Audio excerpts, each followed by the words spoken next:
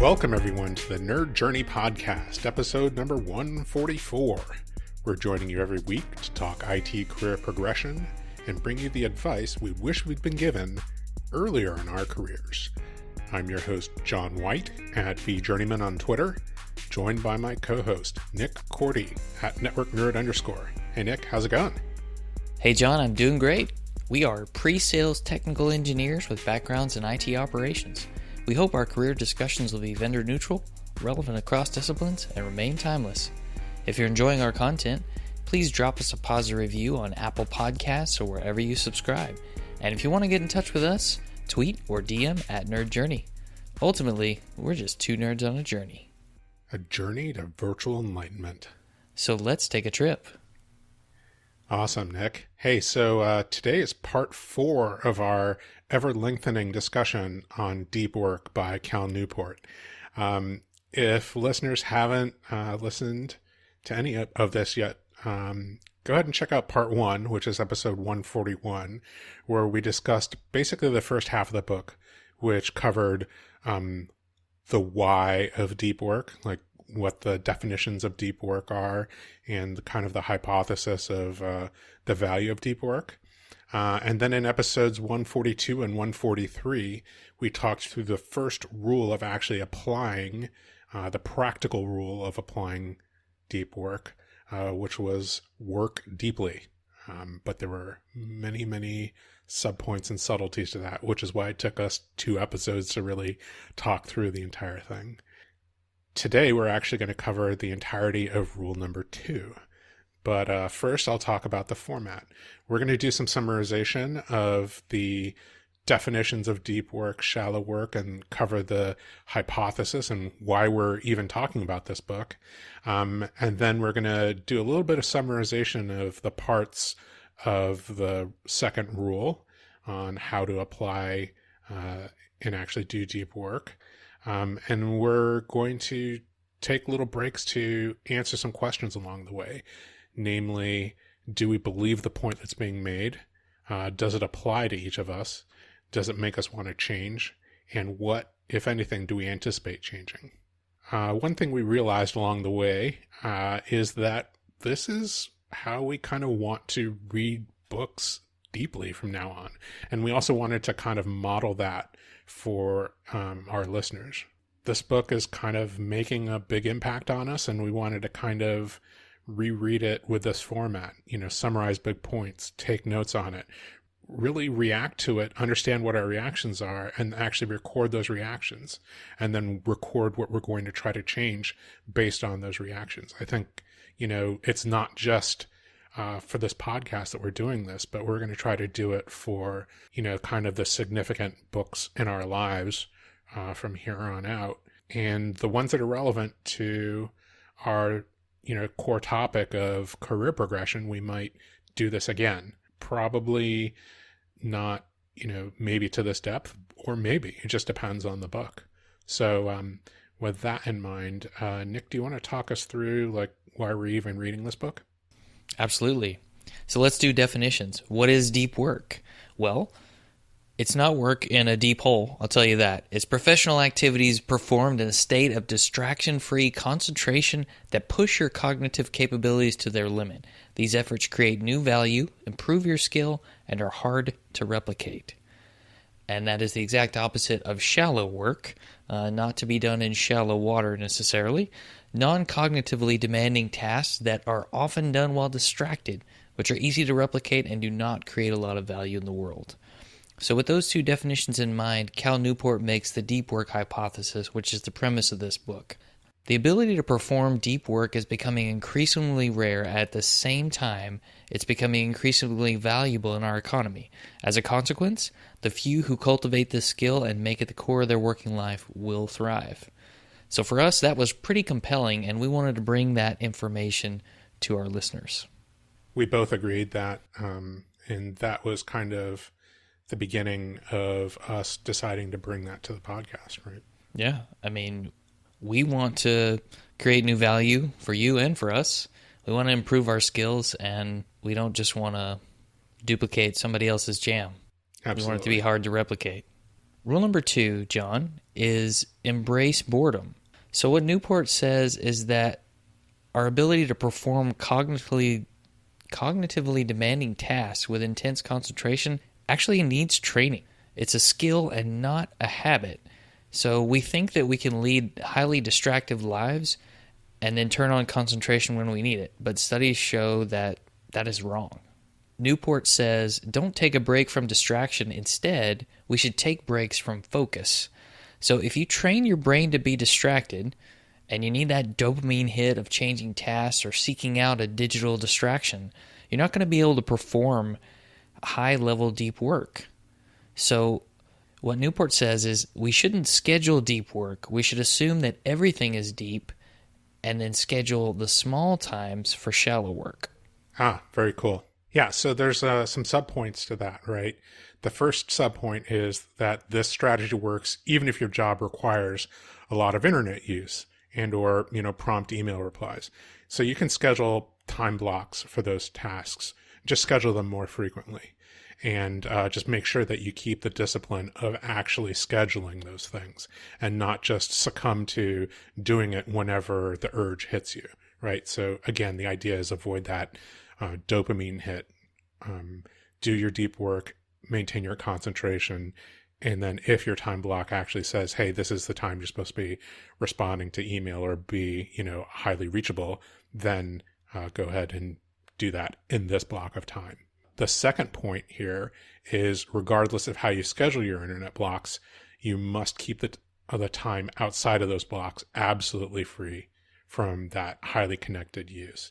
So resist the temptation to get connected during deep work. It's just too easy to, pick up your phone to grab, a key piece of information that's only stored there. And then while your phone is up, you say, oh, maybe I'll just go check and see how the sports scores are going or what the latest trends on Twitter are, or maybe that news feed in Facebook. If you're blocked because of a piece of information that you don't have that you need to get connected to obtain, then just switch to a different offline activity and, add that to the list of, preparation things that you do. Make sure you have all that information that you're going to need the next time you work on that task. That is pretty rough, pretty strict at the beginning, I'm assuming. The third point is that, scheduling internet use at home as well as work can further improve your concentration training.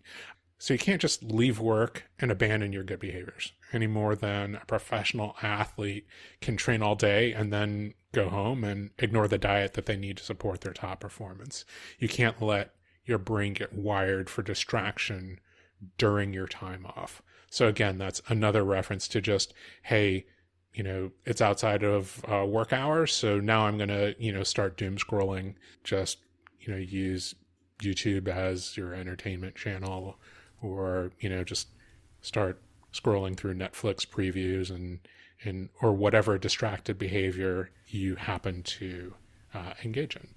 And if you are a doom scroller out there, definitely tweet out at us at Nerd Journey, #doom scrolling. I would love to see that, as would John. So on to our reactions. Like, do I believe this point? It makes total sense to me. I absolutely believe it. The idea that your brain circuits, the ones that you train the most, are the ones that we fall back on using. So if you're training yourself to be highly distractible, you think of something and then you just indulge yourself in that. Like, that circuit in your brain, that behavior is going to be highly trained, highly efficient. It's going to fire really, really quickly. And, it's going to be super easy to indulge yourself. That jolt of dopamine that you talked about, that comes from doing that, like that, if you train yourself to need that, then it just makes sense that, doing actual deep work, highly concentration, that takes high levels of concentration, that's just going to be more and more difficult. So totally understand this, I believe it very, very strongly. How about you? I find this one really interesting. I think in general that we as adults, humans, are really afraid of being bored in a lot of ways. again makes me think back to Tom Hollingsworth in episode 127, where he just continually felt the need to do something. For him, it wasn't necessarily doom scroll or anything like that. He just needed to be doing something. But I felt like the concept was kind of similar. We have this need to fill that downtime with something, some sort of distraction to keep busy. And, I definitely buy into the need to train ourselves. And Newport says that it's a skill, not a habit. But I think that the building of the habit trains the skill.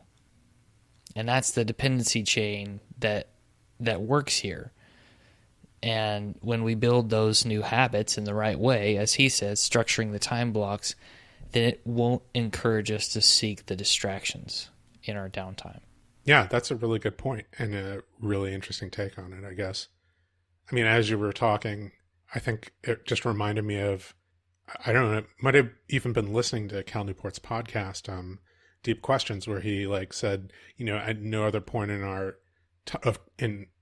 our history as humans have we had devices in our hands that we could hold that were built by social scientists to distract us and just grab our attention endlessly and to monetize that, right? So the idea that, you should just not indulge yourself in that is super compelling. And now that I think about it, I think when I was a lot younger and I hadn't been diagnosed with ADD, attention deficit disorder, I always carried around a paperback book.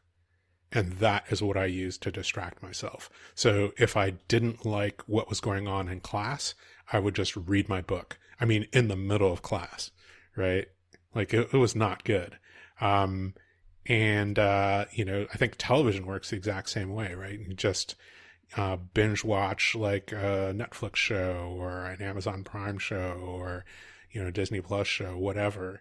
Reading news feeds. I remember playing solitaire on my phone, like a solitaire card game on my mobile phone as a distraction. And every time, I completed the game, it was oh, I feel good about myself. Okay, do it again. And then, 2 minutes later, oh, I just completed it again. I feel good about myself. And that was this exact behavior of, just needing that hit of dopamine and distraction. And I would do that everywhere while I was waiting for something, like waiting in line. And I don't have that app on my phone anymore, but that's more like an accident than intentional. And now that I think about it, I do other behaviors, like reading news feeds, like reading Google News, reading newspapers, while I'm in a waiting room, while I'm waiting for a meeting to start. And all of those things, are specifically, avoiding boredom. I think now that I think about it, I'm even late to things because I'm afraid to get to a place early because I'll be bored waiting. I didn't even really think about that before. So yeah, this is, the end of John Therapy hour, but we are here for you, John. Whatever you need to talk about, we're here for you. It really makes me think about all the behaviors in my life that are driven by this avoidance of boredom. Maybe let's move on, or maybe I've implicitly been talking about the next point, which was, does this apply to me? Right? So obviously yes. And I think I just talked through all of that, right? So how about you, Nick? I think it does. And for me, I think one of the worst things is checking email again when I have just a second. Check the email. I think that's an addiction for me. I just need to break that a little bit. And I feel like when I get up from my desk, you're working from home, you get up from your desk, get a drink, maybe have a very quick snack. I might check Twitter and LinkedIn on my phone. I don't linger there necessarily. I just look. I don't know why I need to look necessarily, but I end up doing that. This compulsive need to look. And it's not that I find myself 30 minutes later and I've wasted a bunch of time, but I'm not present in the 5 minutes that I'm taking a break to to be present with something that's not work. You know what I mean? Complete irony. Yeah, absolutely. So you're taking a break from work, but you're also distracting yourself from the actual break. Yeah, Like you're exactly. filling your time with something else. Yeah, that sounds very familiar to me. I definitely do that too. So, all right. I think the next question is, does it make me want to change behavior? I think obviously it does. Yeah, same. Would it be okay if we just said yes to that and move on to the last question? Check. What will I change to align myself with this idea? Well, I think I need to, check my use of that news app.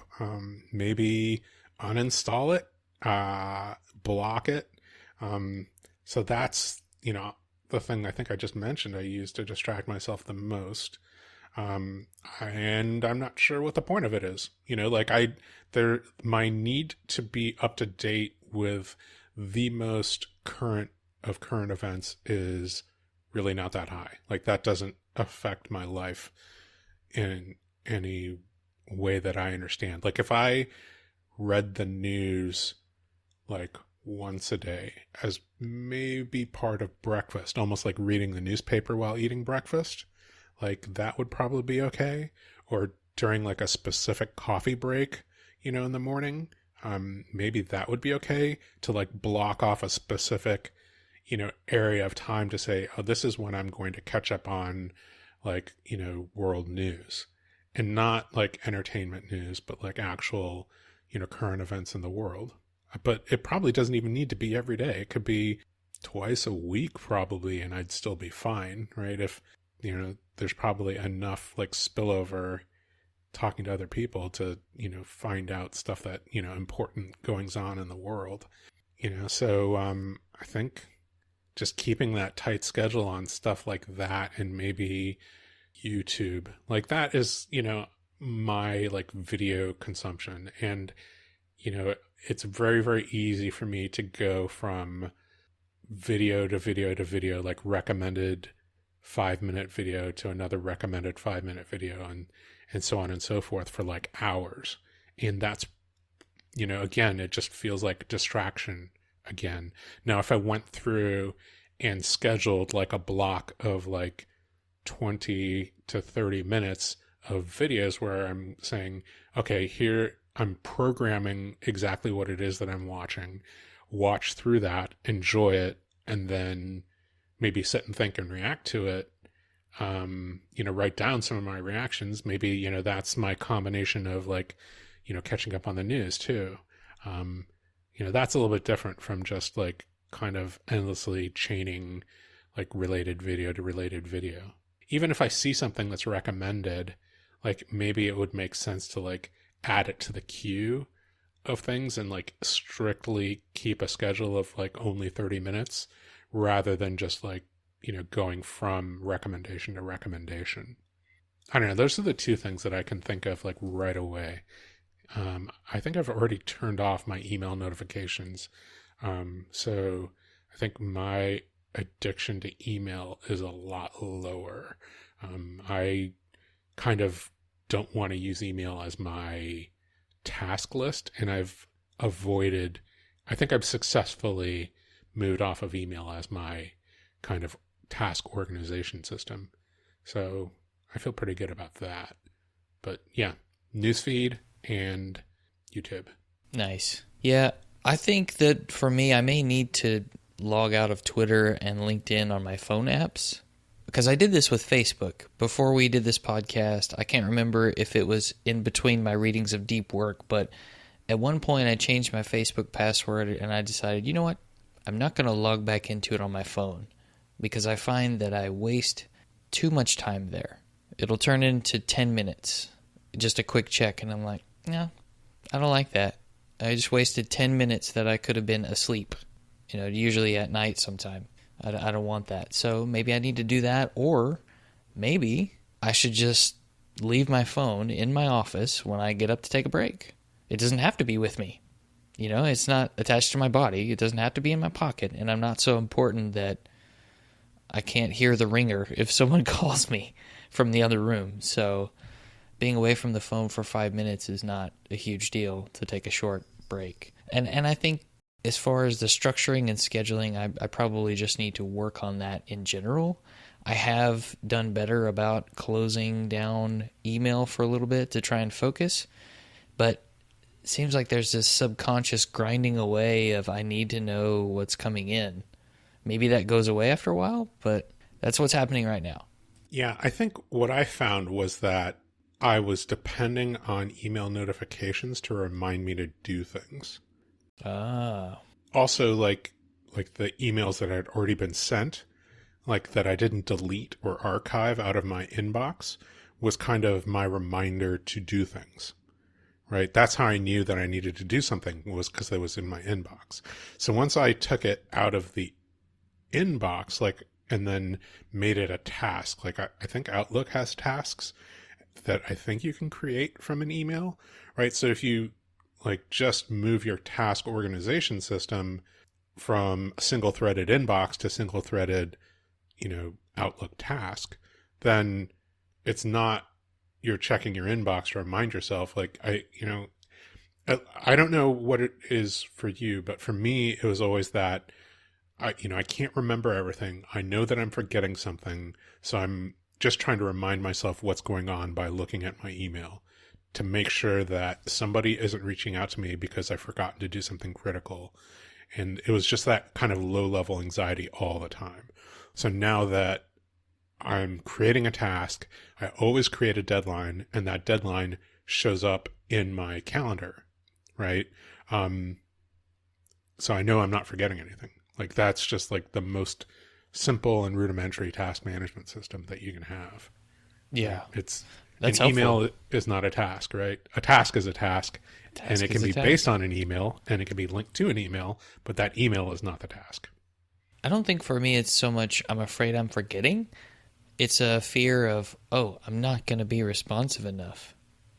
It's this innate need to be super responsive, and I think that is my own issue and not the expectation. Yeah, I see what you're saying. You know what I mean? Yeah, I see what you're saying. Now I'm on the couch, John. I'm getting off the couch. Well, that's why I would never walk away from my phone, because I would say, if you need to reach me, sending me a text and then escalating to calling me would be the way to reach me, right? Not via email. Mm. I would never send somebody an email and expect a response within 2 minutes. It's an offline communication method. You know what I mean?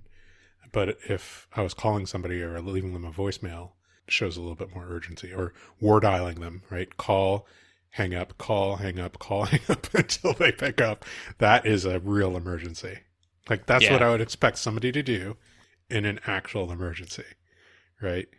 Oh, one of your loved ones is in danger or something has happened. I'm going to call you until you answer the phone. Yeah.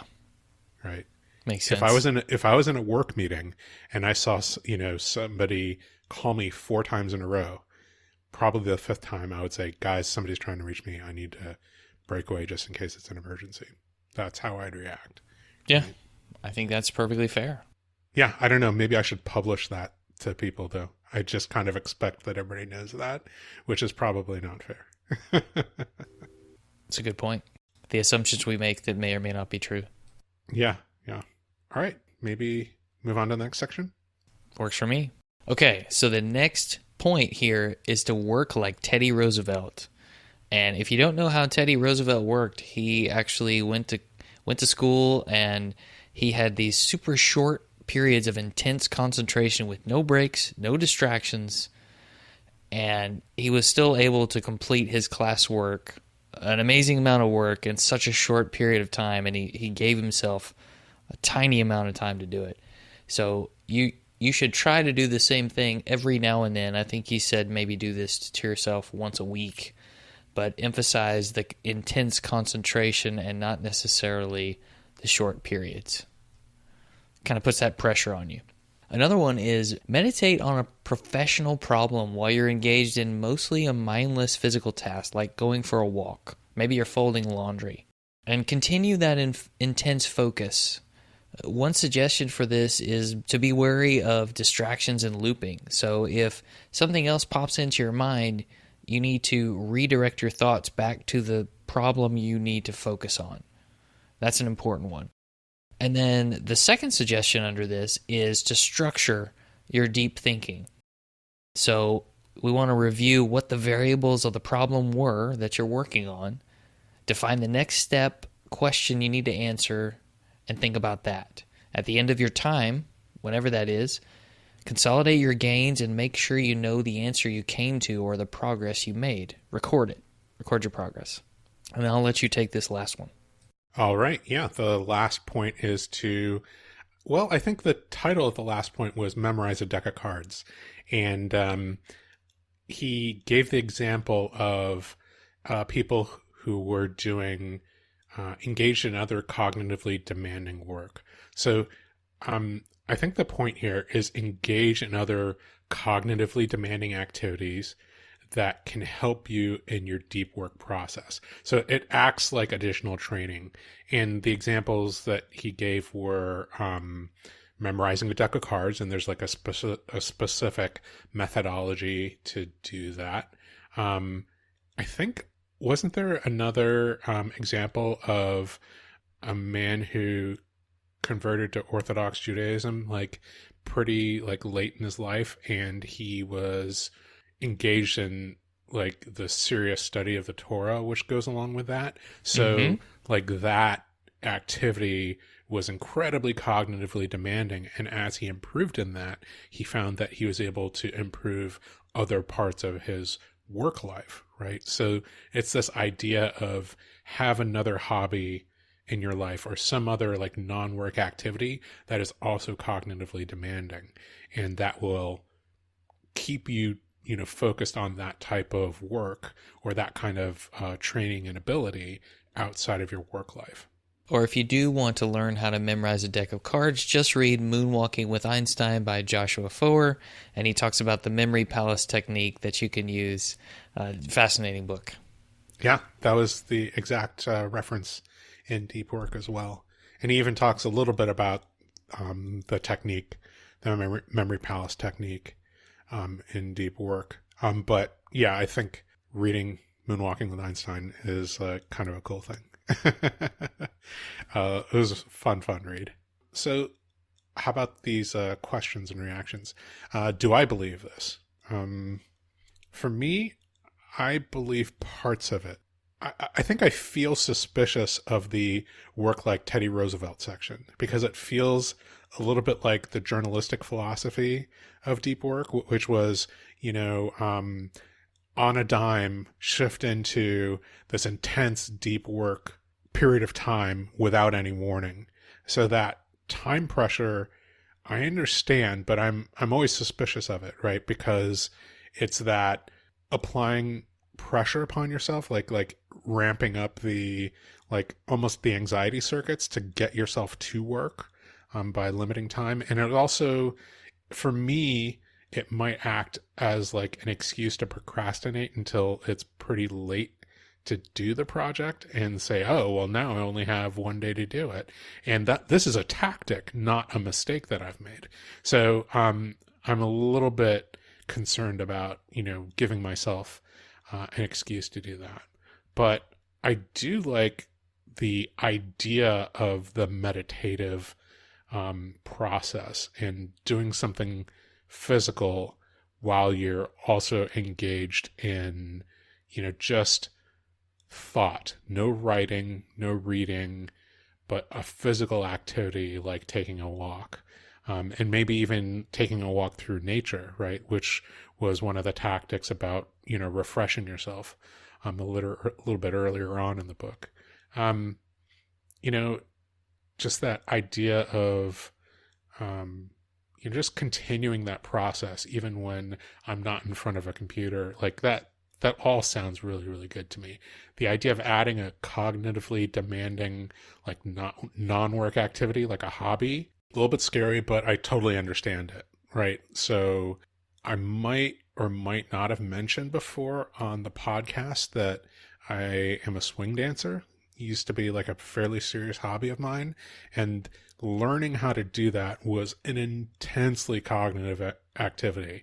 Like the physicality was one part of it, but like you just had to think through that, and remember like how to do things, or like even learning how to do a dance move, move one, move two, move three, move four, and then have the teacher give it to you in not the order that you learned it in, and you just have to remember it. It's like, do this, then this, then this, then this, and this, and this, and this.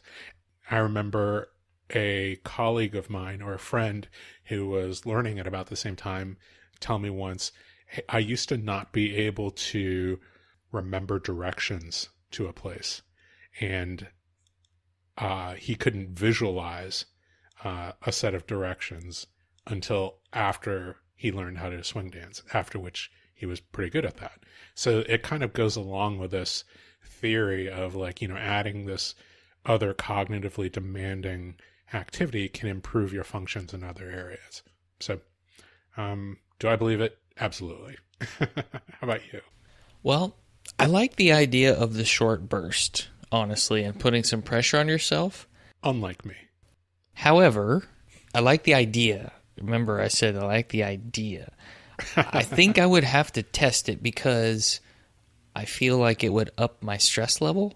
And I wonder if the increase in stress level would actually make my ability to concentrate go down, because the perfectionist in me is going, "Oh, this isn't enough time to finish this," and I don't know.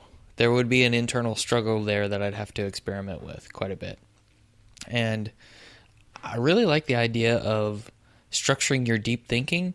I think that it is sort of that next level shutdown routine, but for the deep thinking and not the end of the workday. That's how I thought about it, at least.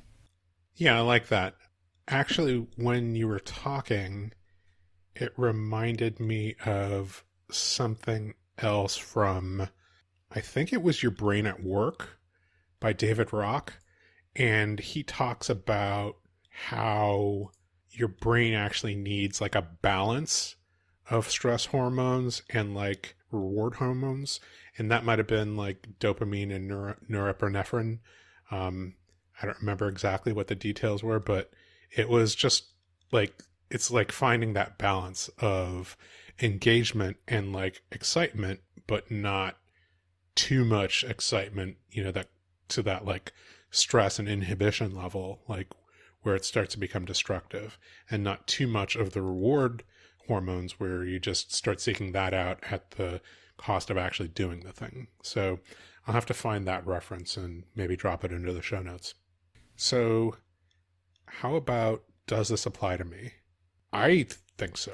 Like I can look at these things and go, yeah, I'm not doing enough of some of this stuff, right?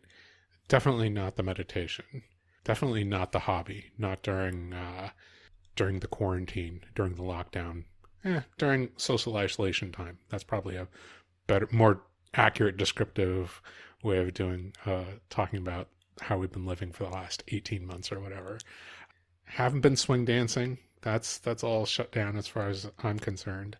So yeah, the cognitively demanding things outside of work have not been happening. I have to say, maybe my approach to reading this book and other books have started in on that. So maybe that.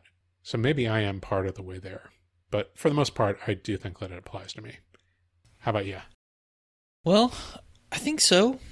I like to take walks most days of the week outside around the neighborhood, and I find that when I do that, I'll either listen to an audiobook because I love audiobooks, or I'll just let my mind wander.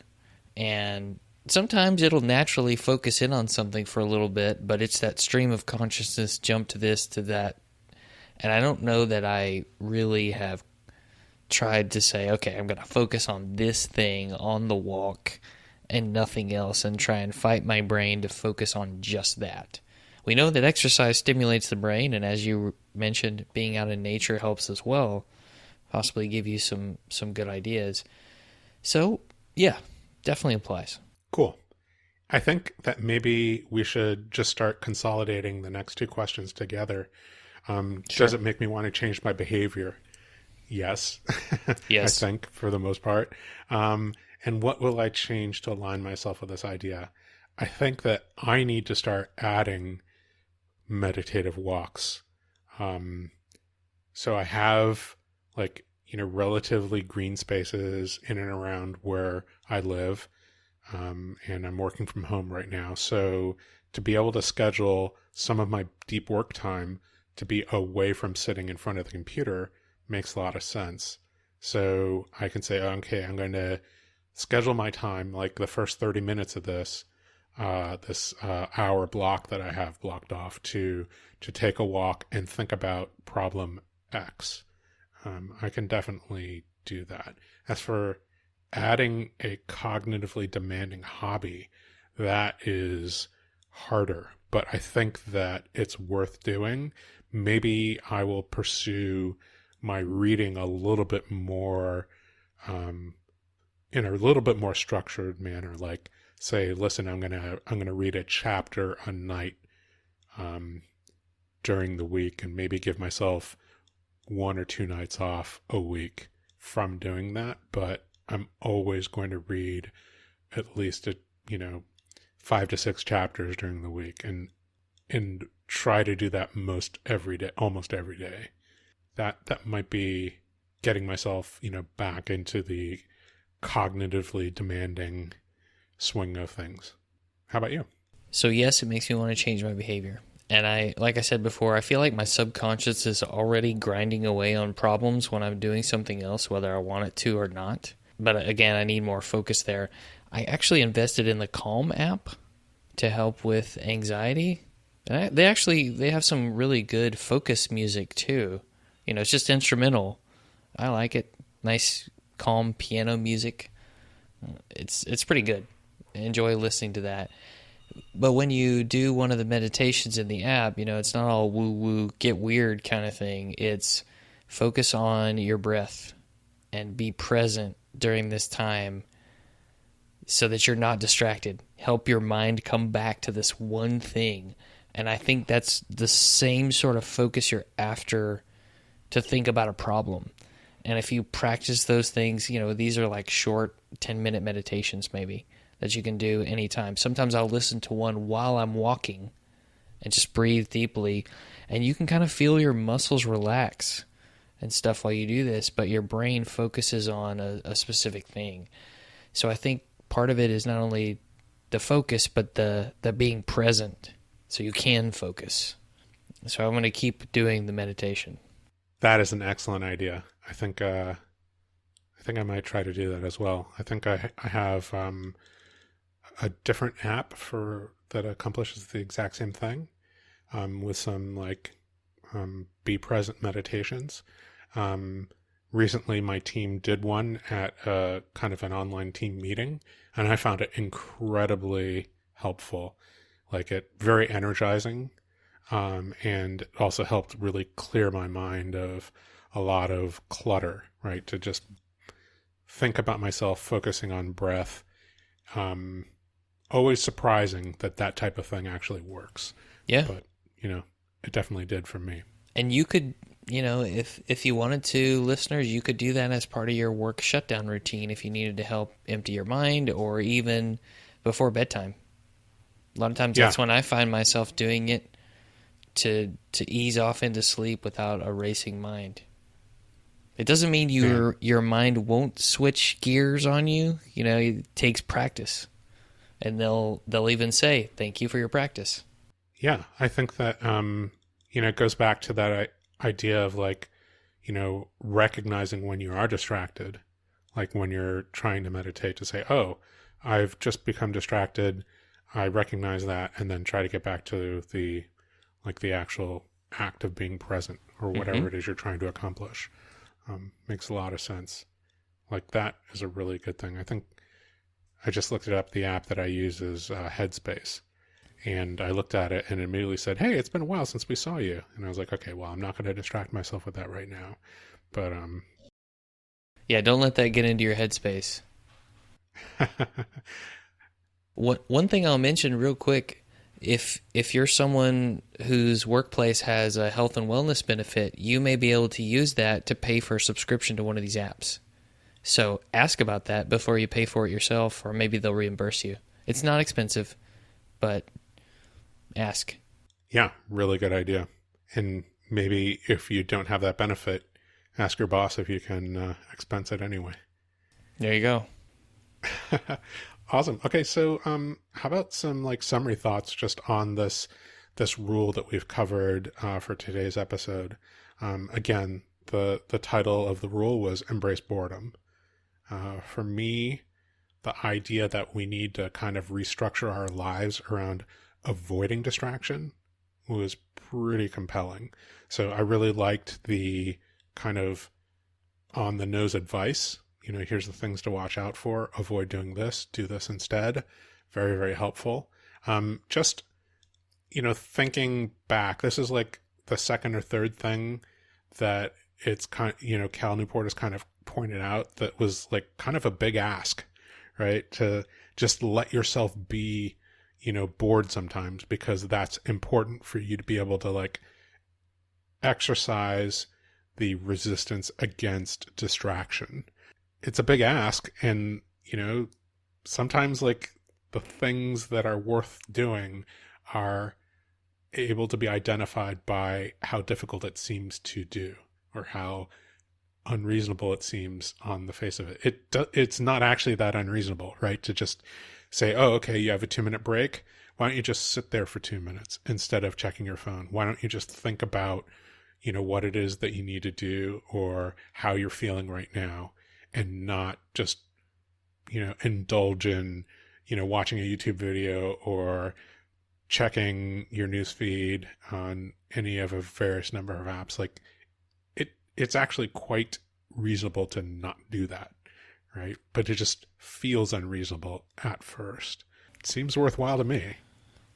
Agreed. The structure to your personal time, I didn't say anything about that before, but I was looking it up, and Don Jones mentioned in episode 138 that he time blocks a period to do Q&A on some online forums to go and contribute to the community. And I think that when I was a lot more active in the Spiceworks community, that was my doom scroll. I would get lost in answering questions and look up, and it's 45 minutes later. You know what I mean? Regardless of what time of day it might have been. Maybe it was during my lunch break, or at home at night, or even while I was trying to find the answer to something that I was doing for work. So it was like a black hole, and I didn't put any limits on it at the time. So that kind of thing is good. I like the introduction of structure at this meta level, but man, it just sounds completely overwhelming to structure a high frequency of checking email during the day. You know what I mean? Like if you want to check it every 30 minutes or every 15 minutes, whatever you need to do. It just seems like a lot of work on the front end, and then maybe you get the reward after you get the structure in place, and it's just a routine. Yeah, I don't think that's what he's saying. Like, don't check your email except for every 30 minutes. I think what he's saying is don't check your email except for every 3 hours. Well, except for when you plan to check it. Don't do an unplanned check. Right. You could plan to check it every 30 minutes, but if it's not a time to check email, don't do it. You got to train yourself to resist the temptation. Right. That's the secret sauce. And one other thing I want to say is, and I should have mentioned this in a previous episode, I feel like this period of deep work is exactly what Tom Limoncelli was trying to encourage us to do when we find that hour of the day that we're supposed to protect in time management for systems administrators. Absolutely. Your golden time where you would focus on the most important thing you need to do, like that's deep work. Yeah, absolutely. And it took me reading this book to figure out, okay, that's what he meant. I couldn't do it then. Maybe I can do it now. Well, I think it's like, you need a bunch of different coaches sometimes to say the, similar things until it lands, right? And then you get the benefit of all those different coachings, kind of all at once as, that piece of advice sinks in. So I think that is exactly why I found this book so compelling, right? It some of the advice from getting things done, like landed a lot better. Some of the advice from Your Brain at Work landed a lot better. Some of the advice from a bunch of different books that I've read landed in a way that, I didn't find them like as compelling because maybe it wasn't linked to like an outcome that I, found, as interesting as, hey, you're going to have like an economic advantage over everybody else by following this advice. Maybe that's what I needed. No, it's more than that. It was just that like almost every single like actionable thing, like it felt like it applied to me. And yeah, I do want to say that listening to the Deep Questions podcast, Cal Newport's podcast, he definitely says that you should not time block your family time, right? So I can understand like time blocking. Hey, I want to only, answer like online forum questions during this time and protect the rest of my time as family time, right? But he was explicitly saying, don't time block your family time and don't necessarily time block your weekends. Like you can have like general structure, like, oh, I'm going to, take a long walk with my family and, be 100% present with them, but you don't have to say, okay, that's going to be from, 8:45 to 12:15 and nothing else can happen like that. Like he said, he was kind of saying that's too far, right? You can have like a separate organizational system that you and your family use, but time blocking probably isn't it. Makes sense. Okay. Yeah. I have to say that like getting off the email addiction, it felt exactly like any other like distraction, right? Like not checking Facebook feed, not checking like my Google Newsfeed, not checking any number of forums that I used to follow like very, very, rigorously, as you said, or in the way that you described. So yeah, email exactly the same way. I think I feel like I've already gone through that process. And that involved also, I will say this, it involved like kind of going through a bunch of email filters to say, I'm getting a lot of email and not a lot of it is important. So if I check it every 2 hours and I only get like 5 pieces of important email, then it feels worthwhile. But it's almost like, an important function of checking email very, very often is to kind of do a manual filter, if that makes sense, to say, oh, I need to prioritize. Okay, this isn't important. It can be deleted, or it's not important. It can be archived, or put in this file for possibly later, but probably never. Like there's that kind of manual filter. And I think I automated a lot of that, not because like I'm a super smart guy, but because I took the advice of a super smart woman who like had an entire talk about that when I joined Google. She's like, you're going to be on a bunch of mailing lists. Every time you find yourself on a mailing list, like, set an auto filter for the mailing list and then set a reminder to check that mailing list. I don't know, once a week. Nice. How many do you need to see like a WinWire announcement like immediately after it crosses your desk and into your inbox? Well, yeah, John, it's a new email. It needs to be open right then. Don't you understand? I think some of us are still in the detox process, maybe. Well, I don't want you to feel judged. Like I am judging. But I feel heavy judgment. Yeah. Yeah, that's because I am judging you, but I don't want you to feel judged. Right. It's like backhanded judging. I get it. All right. Anything else before we quit for the evening? No, in the spirit of embracing boredom, we should definitely shut this baby down. Just a reminder again, we want people to subscribe and give us a positive review on Apple Podcasts or wherever you're listening. Don't forget to hashtag doomscrolling. We want to know if we're being helpful and are always looking for interesting questions to ponder. We're collectively on Twitter @NerdJourney. All right. Farewell, listeners. Tune in next time as the journey continues. I'm John White at VJourneyman for Nick Cordy at NetworkNerd_, signing off. Be bored. Don't be a doom scroller.